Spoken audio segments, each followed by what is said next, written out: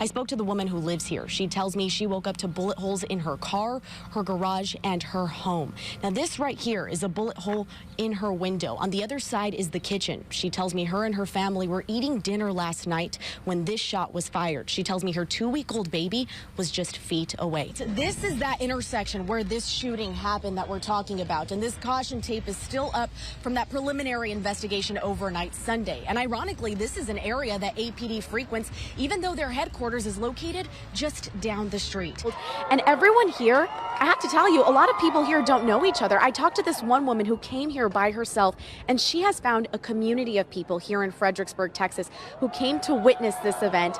And now she can go home and say she made friends and witnessed a once-in-a-lifetime experience. It really looks so eerie, I have to say, but quite beautiful. I mean, I told you earlier I have chills, and I still feel that same way, the emotion of things. I mean, we are all here joined in this one purpose, and that is to cheer on everything that's happening in the sky, and everyone just so energized. We're at the main entrance of the high school in Northeast Manor, where just a few hours ago, this drop-off zone behind me was flooded with police, investigators, and understandably a lot of concerned parents. Now, the majority of the police presence has since cleared out of the area, but I can imagine there are still investigators inside of the school trying to piece together what led up to a stabbing that left a teenager dead. Many of the homes here on East Alamo Street had been struck by bullets on 3 different occasions this month, but perhaps one of the emotional sights that I have seen tonight is this bullet hole right here. On the other side of this window is a toddler's bedroom.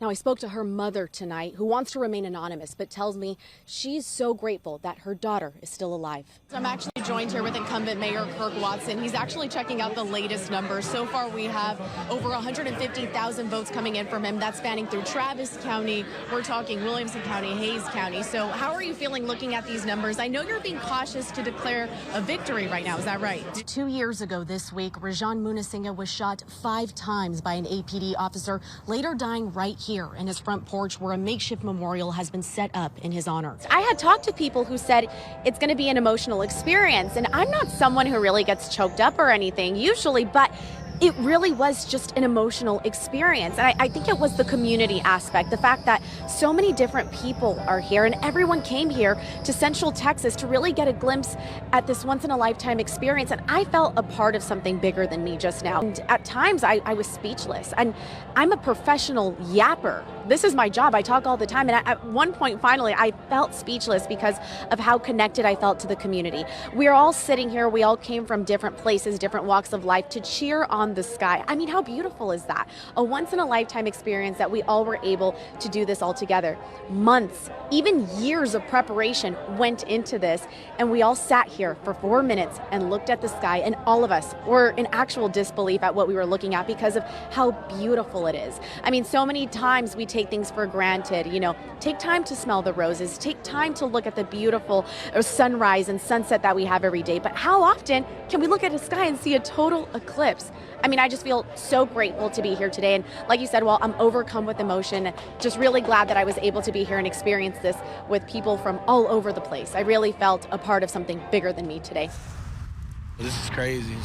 This is just a sad day. Tuesday is a day students at Manor Senior High School and Manor ISD won't soon forget. I felt honestly really shocked. I thought this was a really surreal experience. I never expected any of this to be happening. Around 12:45 p.m., Manor Police, Manor ISD Police, and Austin Travis County EMS responded to a call for reports a student had been stabbed during a fight. Police say when they arrived, they found 18-year-old Darren Loving with a stab wound to the chest. That's someone's kid, so I mean, that's sad for not only them, but for people that also know him. Austin Travis County EMS say medics tried resuscitating Loving, but he died at the scene. We all kind of a little devastated. Manor police say 18-year-old Mac Brown Mbanwi was later arrested and booked into the Travis County Jail on a first-degree murder charge for Darren's death. The department's Criminal Investigation Division is also continuing to investigate. My initial reaction to all of this was anger.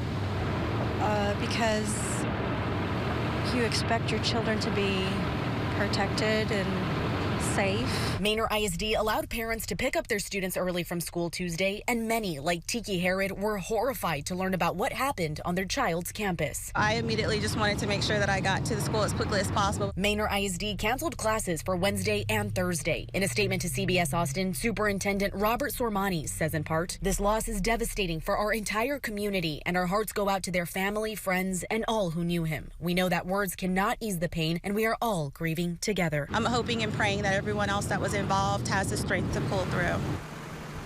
From havoc to harmony.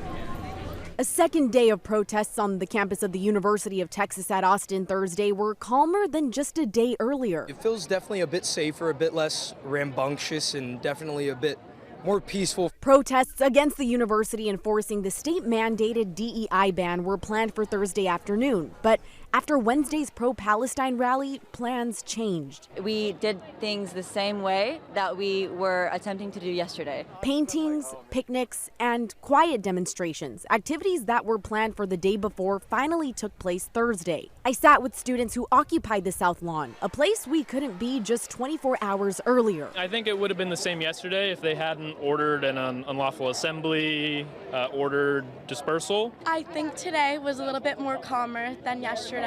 Pro-Palestine rallies have rocked some of the nation's biggest universities like NYU, Columbia, and the University of Southern California. At USC today, campus administration canceled the upcoming main graduation ceremony in response to the ongoing Palestine rallies. UT students now question if this could happen on their campus too. I think that would be a really, really bad outcome. At this point, I think it's anybody's guess. UT President Jay Hartzell released a statement after Wednesday's Palestine protest, doubling down on his decision to invite several law enforcement agencies on campus. Some students say it was a violation of free speech, while others thanked campus administration for the response. Hartzell's statement rang false. If you want to protect free speech, then you don't break up peaceful protests. It's free speech be damned. Honestly, like to thank Governor Abbott and President Hartzell and his administration for being so proactive, so reactive to all of the violence on campus. As students recover from Wednesday's mayhem, they wonder what's in store for the future. It's great that there's a sense of normalcy returning.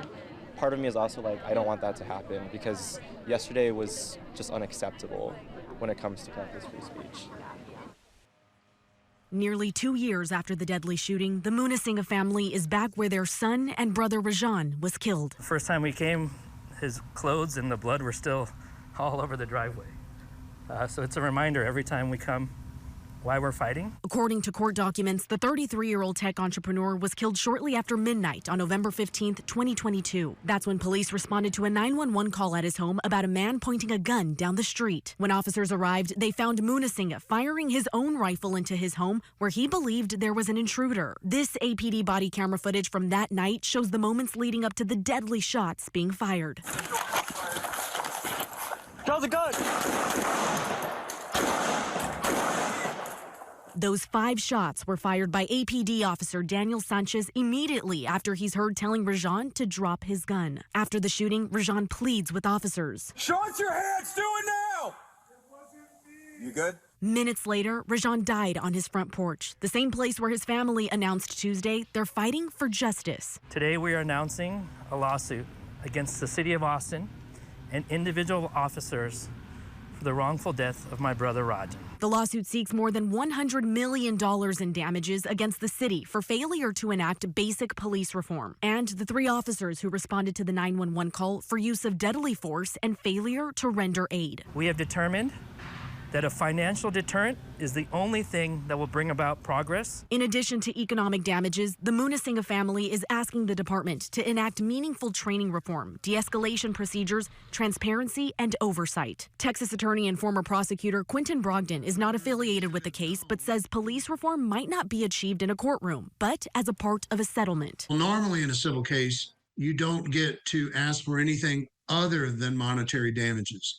Oftentimes, as part of a settlement, the party being sued will institute certain reforms. If the civil case does go to trial, Brogdon says the jury will look at the body cam footage from the night Rajan was killed as the main piece of evidence. More probably than not, there was confusion at the scene as to whether he was the homeowner or someone else. The jurors will have to decide whether that confusion was reasonable.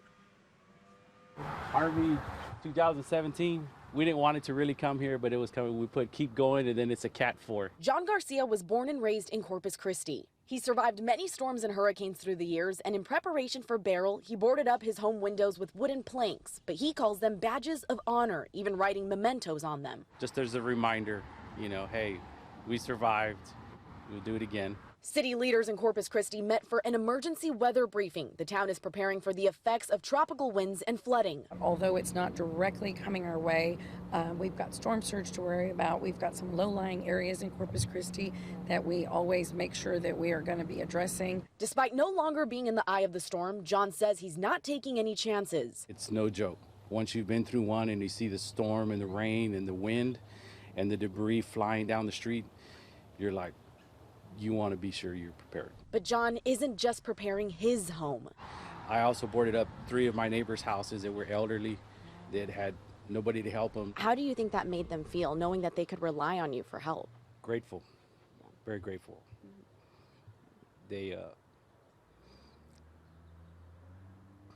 John says he lost his dad at a young age, but remembers that he taught him to be selfless. Even in the chaos of a storm, John says he's blessed to be a blessing. Their spouses are gone and their kids are gone, and they don't have anybody else. When you have people that need help, you need to help.